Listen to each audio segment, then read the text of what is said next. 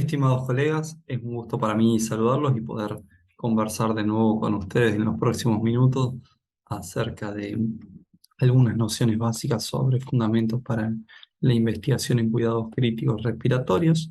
Yo no tengo conflictos de interés vinculados este, con esta presentación y bueno, vamos a ver un poco por qué es importante investigar algunas nociones básicas sobre la búsqueda de información en la literatura, cómo desarrollar una base de datos y cómo se desarrolla una idea, que es quizás lo que más me interesa poder conversar con ustedes. ¿Por qué es importante investigar? Bueno, creo que ya todos tienen una idea, ustedes conocen mejor que yo estos trabajos que en cardiología le llamamos trabajos pivotales, aquellos que cambiaron un poco la práctica, como fue el trabajo de Amato, hablando de la ventilación protectiva, el grupo Proceva, hablando de la eh, posición prona en el listré, bueno, todo lo que se publicó eh, en la era de COVID. Y acá les traje un ejemplo de una publicación recientemente realizada por el grupo del Sanatorio Parque, liderado por el doctor Muso y por el doctor Managó, como para mostrar también que es un poco el eje de tanto de esta charla como de la próxima, hablar y mostrarles que la investigación es algo que nos permite replantearnos lo que hacemos el día a día y que no se necesita eh, quizás ser un experto ni tener muchas ganas para poder desarrollar un trabajo de investigación que, si uno es riguroso y prolijo, puede inclusive publicarlo como hicieron acá los autores en una revista que está indexada en PubMed y que permite un poco ser visto y leído por todo el mundo. Y justamente hablando de esto de dónde publica uno y cómo lo lee y cómo lo encuentran, bueno, existen un montón de bases de datos. Las bases de datos son los lugares donde una revista cumple ciertos requisitos y accede, porque entrar a una base de datos lo que permite es que a uno lo puedan encontrar, porque al principio uno piensa que lo más importante es publicar algo y después se da cuenta que en realidad lo más importante no es publicar, sino es publicar algo que a otro le interese y que como a otro le interese nos quiera leer. De todo, quizás la más conocida es PubMed. PubMed no es una base de datos. PubMed en realidad es una plataforma, una interfase a través de la cual uno busca en el LM, que es National Library of Medicine, la Biblioteca Nacional de Medicina de Estados Unidos, y donde acceden las revistas de mayor prestigio a nivel mundial, y de algún modo uno diría, bueno, el mundo de las publicaciones se divide entre las revistas indexadas en PubMed y las revistas que no están indexadas en PubMed y que pueden estar indexadas en otros lados. Muchas de nuestras revistas latinoamericanas están indexadas en Cielo o en Latindex, y eso es lo que se llama en la jerga científica la literatura gris. Trabajos que no necesariamente son de mala calidad, pero que están en revistas que no se accede a través de PubMed y que cuando uno quiere buscarlo, y que la diferencia es que la mayoría de las revistas del Elsevier están indexadas en PubMed. eh, Casi todo lo que se publique una revisión Cochrane, uno lo va a encontrar en PubMed, pero después puede ser que estemos buscando algo específico de Latinoamérica y tendríamos que ir a la biblioteca virtual en salud, porque muchas de las revistas latinoamericanas no están en PubMed, y si están en Cielo, en la BBS o en la Tindex. Perdón. Y bueno, y esto algo lo habíamos comentado en la clase anterior, y hablar específicamente sobre búsqueda es complejo porque esto se adapta más a talleres o inclusive hay cursos, pero tener una idea de que esto funciona para Google, funciona para PubMed y funciona en muchos motores de búsqueda, porque ya casi se han universalizado, que son los operadores booleanos. Nos habla de la intersección de y estoy buscando un término y un término, que pueden ser dos, tres, cuatro, cinco, los que quieran, pero le estoy pidiendo al motor de búsqueda que me traiga todo lo que tiene uno o más de los términos que le señalé. Or es cuando en cambio le decimos tráeme esto o esto. Por ejemplo, uno puede estar buscando tráeme neumonía o pseudomonas, y entonces ya no es que voy a encontrar neumonía y pseudomonas, solo tráeme artículos de neumonía por pseudomonas, sino me va a traer artículos de neumonía donde no hay pseudomonas y artículos donde se hable de infección urinaria por pseudomonas, porque le estoy diciendo OR. Y not es cuando le digo no me traigas esto, por ejemplo, neumonía. Y eh, pseudomonas, not children. A mí no me interesa, estoy buscando sobre adultos. Y así se van construyendo la, este, las estrategias de búsqueda. Si usted eh, pone en Google cómo buscar en Google, cómo buscar en PubMed, van a encontrar un montón de tutoriales. Un poco el desafío y el juego uno lo va haciendo de decir, cuando busco algo raro, en general soy abarcativo y pongo or. Cuando busco algo frecuente, trato de refinar un poco lo que me devuelve el sistema y entonces ahí ya voy poniendo and, y cuando definitivamente hay algo que no quiero, le pongo no.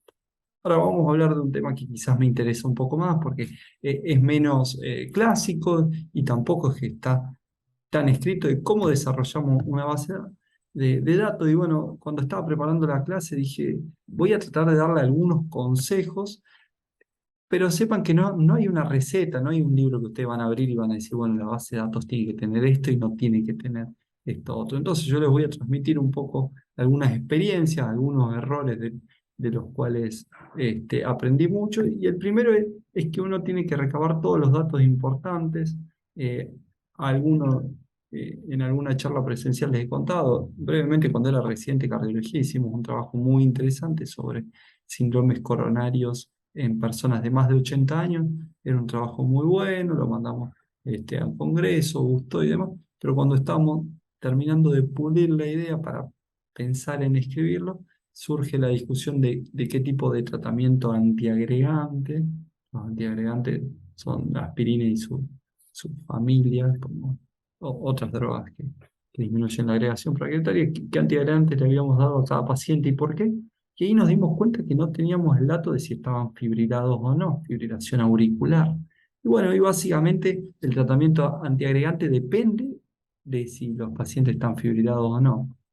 En aquel momento no teníamos la capacidad logística de volver a revisar todas las historias clínicas para obtener ese dato, con lo cual, básicamente, esa base de datos la tiramos a la basura y nunca sirvió para nada. ¿Por qué? Porque nos faltaba un dato que hacía que no se pueda publicar. Y, y por eso, en la práctica, uno ve que es muy común hacer la inversa y decir, se juntan datos por las dudas. Bueno, ya que estamos, vamos a agregar esto. Ya que estamos, por las dudas, vamos a ver. ¿Y qué es lo que pasa?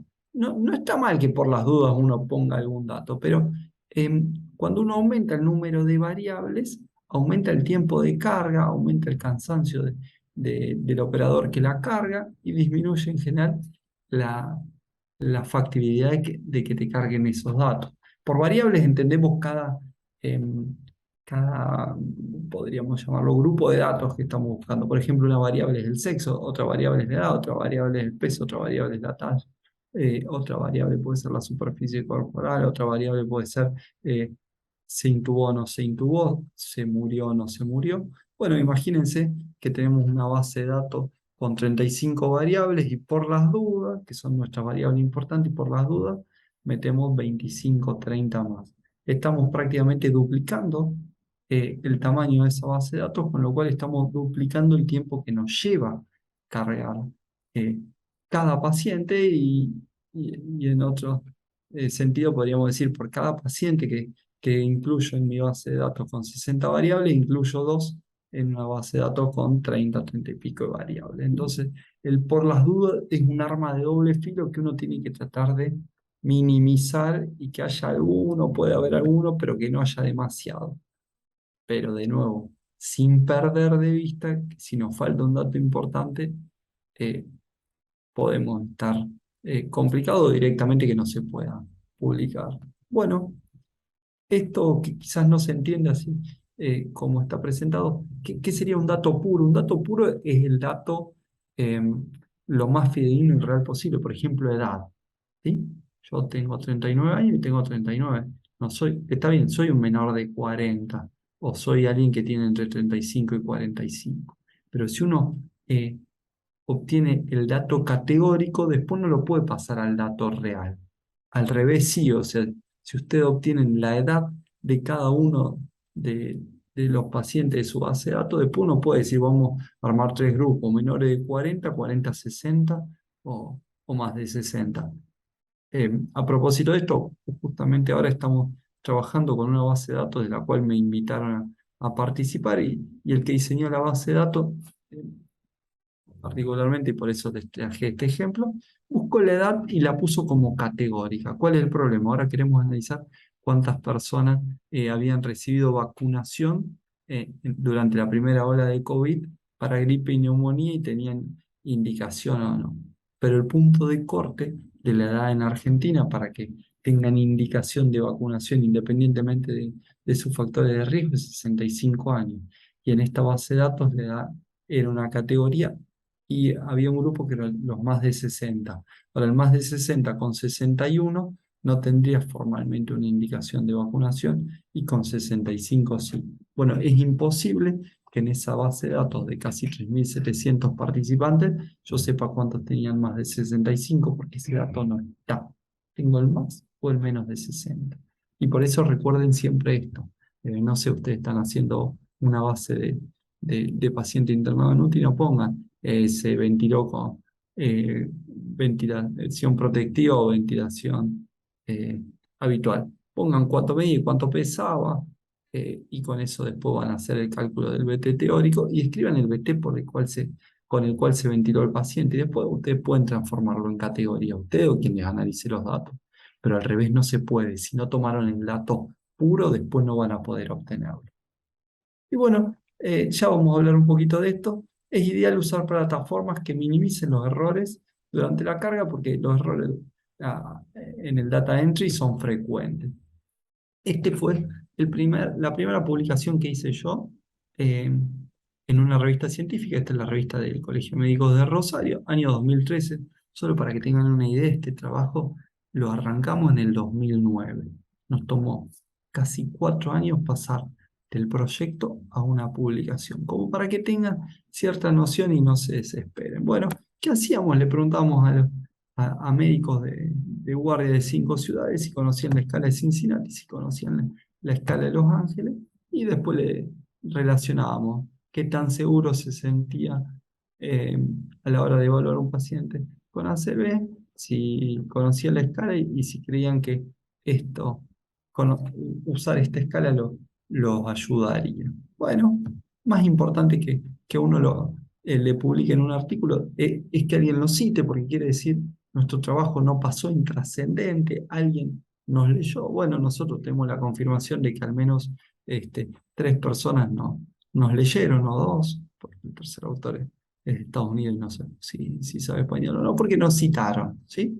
Eh, Genial. Ahora, permítanme que les cuente un secreto, porque no todo lo que brilla es oro.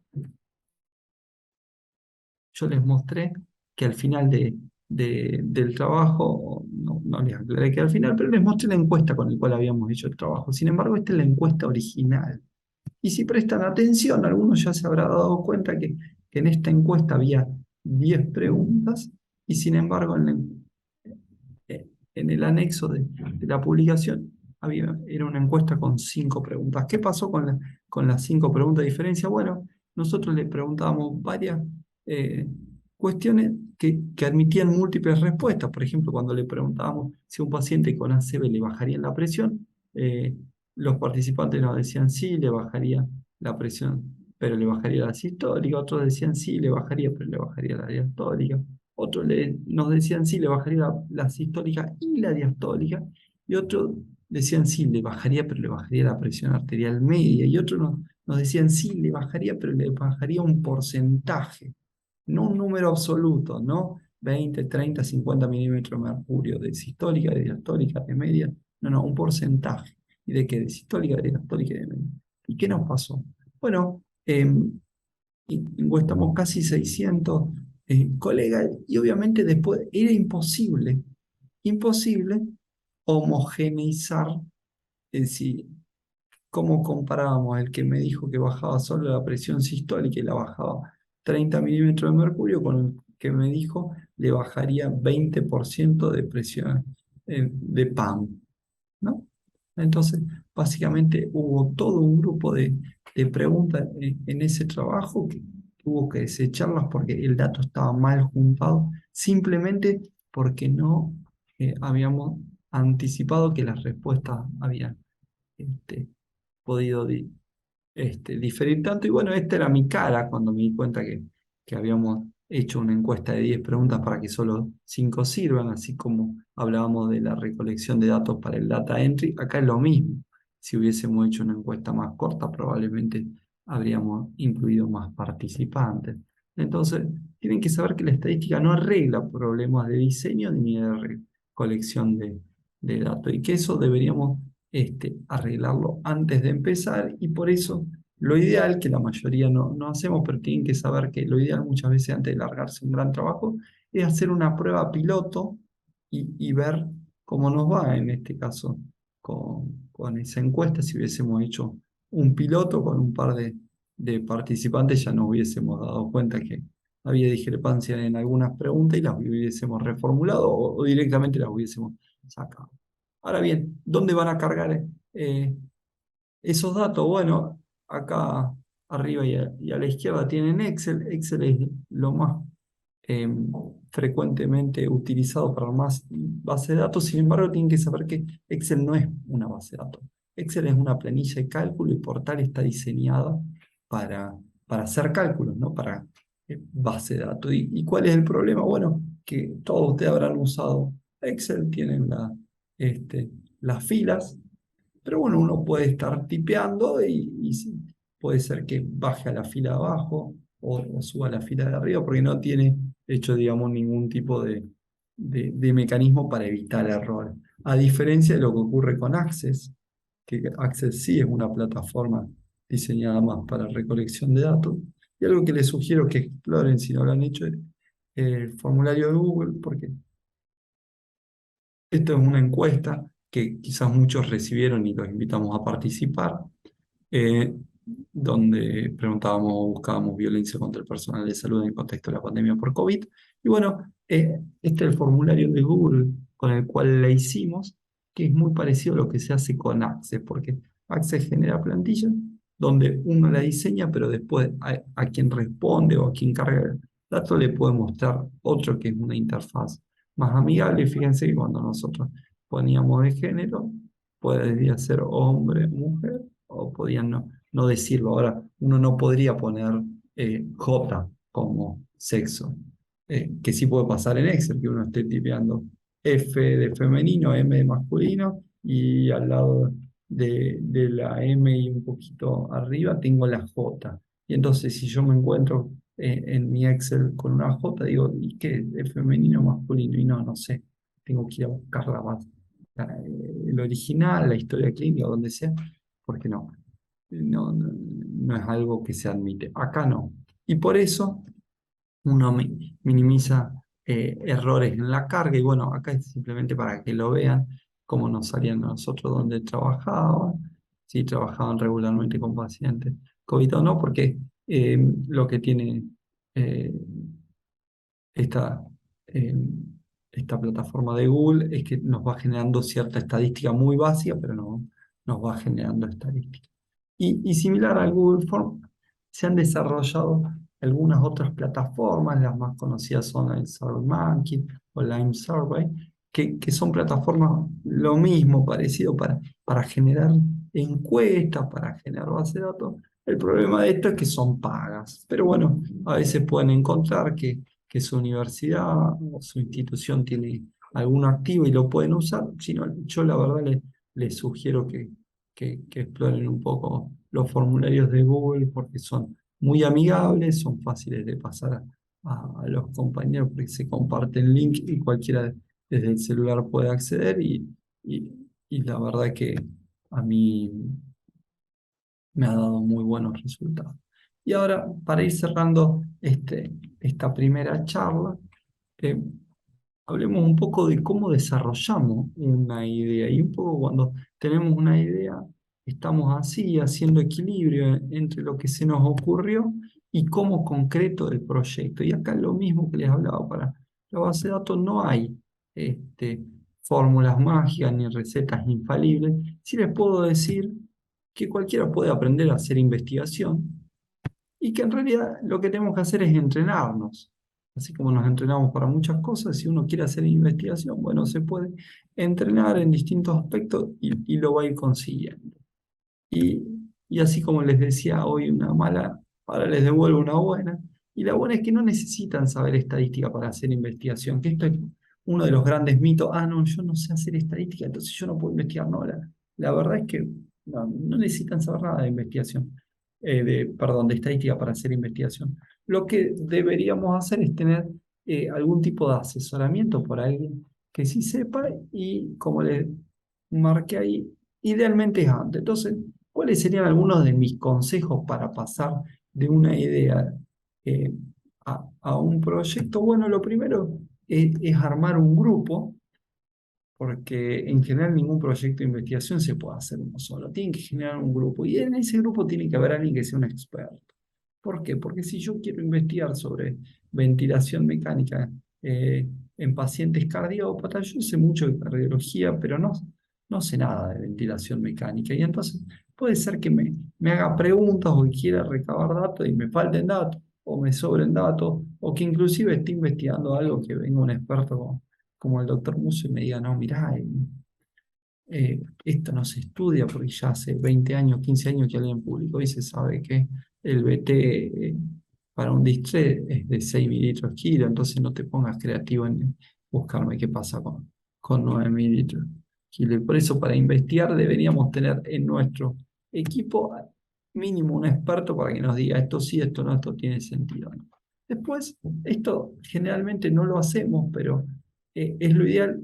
Uno debería hacer una breve fundamentación de por qué queremos hacer el estudio, describir dónde lo vamos a hacer, qué paciente vamos a incluir, qué paciente vamos a incluir y qué tiempo nos va a llevar. ¿Por qué? Porque esto nos ordena y esto nos permite después, cuando lo masificamos, decir, bueno, pero estos pacientes sí, estos pacientes no, estos sí, estos no. Después de eso deberíamos diseñar o hacer el bosquejo de dónde vamos a recolectar los datos y qué datos queremos recolectar. Como les decía, puedo armar un formulario de Google, un documento de Access, o bueno, en el peor de los casos, armar una hoja de Excel de qué voy a cargar, ¿sí? De cargar.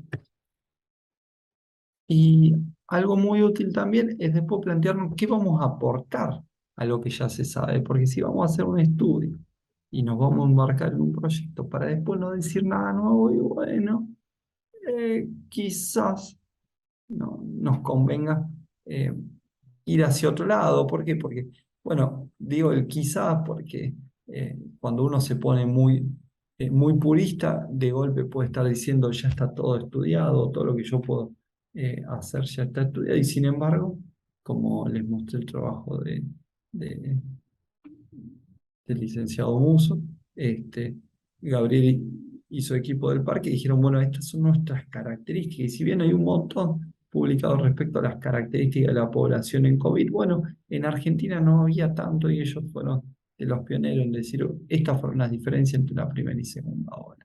Entonces, a veces el que vamos a aportar no es que vamos a ganar un premio Nobel, pero sí que vamos a hacer un pequeño aporte. Y ahora, ¿qué otra cosa hay que hacer para poner el proyecto en marcha? Yo les diría que después de que tenemos todo listo, guárdenlo al proyecto unos días, dejen reposar la idea y aclaren ustedes su cabeza. Y después lo vuelven a leer, pero no con ánimo de decir, ay, qué bueno soy, qué buen proyecto hice, sino léanlo como si fuera el proyecto que les pasa a alguien que no les cae muy bien y que ustedes están dispuestos a criticarlo y criticarlo bastante. ¿Por qué? Porque si ustedes se pueden criticar a ustedes mismos, se ponen en perspectiva de decir, "Che, realmente tiene sentido que haga esto, voy a ir por este lado, o la verdad es que no voy a decir nada nuevo, voy a estar gastando mucha energía, mucho tiempo para nada". Y después, lo ideal sería tomar contacto con un estadístico antes de comenzar la recolección de datos. ¿Para qué? Para no trabajar innecesariamente, porque eh, por ejemplo, si ustedes dicen, bueno, vamos a cargar el peso, la talla, el índice de masa corporal, la superficie corporal, luego que viene el estadístico y les dice, no, pero no, si cargan peso y talla, no pongan superficie corporal, porque la superficie corporal o índice de masa corporal son una derivada de esto. Entonces, yo tengo una fórmula y lo cargo, listo. O que le diga, no, miren, no cargues el dato de esta forma porque de esta forma perdés información, cargalo de esta otra. Bueno, todo eso es lo que nos puede aportar el estadista. Y algo muy importante también es armar un equipo y no un grupo donde, bueno, cada uno va para el mismo lado. Si ustedes quieren hacer un trabajo de investigación y llegar a una publicación, bueno, deberían repartirse las tareas y saber que todos tienen que estar en el mismo barco empujando para el mismo lado. El equipo es fundamental. Esto para recordar, hablábamos en otra clase sobre las preguntas pico, y bueno, cuando queremos hacer un trabajo, podemos usar también el formato pico, no necesariamente escrito como vamos a hacer el pico, pero sí decir, bueno, ¿qué población quiero estudiar? ¿Qué es lo que qué intervención, qué voy a probar? Voy a probar cuáles son las diferencias entre la primera y la segunda ola de COVID. Voy a ver eh, el tiempo de internación según la dosis de antibiótico. ¿Qué es lo que estoy interviniendo? ¿Contra qué voy a comparar? O quizás digo, no, no voy a comparar con nada. Puede ser que mi población se compare con otro, que no se compare con nada. Y la hago que es outcome en el pico o los resultados, bueno, ¿qué resultados espero? ¿Qué es lo que voy a medir? Voy a estar midiendo internación a los 7 días, internación a los 14 días, tiempo de estadía hospitalaria, no sé, lo que se les ocurra, necesidad de ventilación mecánica. Y el T del tiempo es un poco también planear o decir, bueno, durante cuánto tiempo, qué periodos de tiempo voy a estar haciendo la investigación. Y después otro consejo también importante para que tengan ustedes en cuenta es que a la hora de concretar un trabajo, si les tuviese que dar un consejo, les diría, una vez que lo planifiquen, tengan en cuenta que les va a tomar el doble o el triple como mínimo de lo que ustedes planearon que van a demorar para finalmente poder concretarlo, porque como lo han visto en un montón de esquema, bueno, uno hace un plan y dice, bueno, vamos al plan alternativo por si algo sale mal, y bueno, y la vida en general se encarga de ponernos un montón de obstáculos que si lo sabemos sobrellevar, llegaremos a buen puerto, pero ser pacientes con uno mismo, como yo les mostraba, mi primera publicación nos tomó 4 años, desde nuestra idea hasta que lo vimos en una revista. Pero bueno, para cerrar un poco esta primera charla y quizás integrando todo, desde por qué debemos investigar, por qué debemos buscar información y cómo la buscamos, hasta cómo hacemos eh, para concretar una idea. Creo que Confucio lo dijo o lo resumió mejor que yo, que todo lo que ustedes les digan, algo se van a acordar, de lo que les enseñen algo van a entender, pero cuando participen, ahí lo van a aprender. Y esa es la clave de por qué investigamos los que nos gusta investigar, porque nos damos cuenta que va más allá de solo producir conocimiento y que uno está aprendiendo con el proceso. Entonces, bueno, eso es todo por esta primera clase. Espero que les haya servido y quedo atento a cualquier pregunta que quieran hacer. Muchas gracias.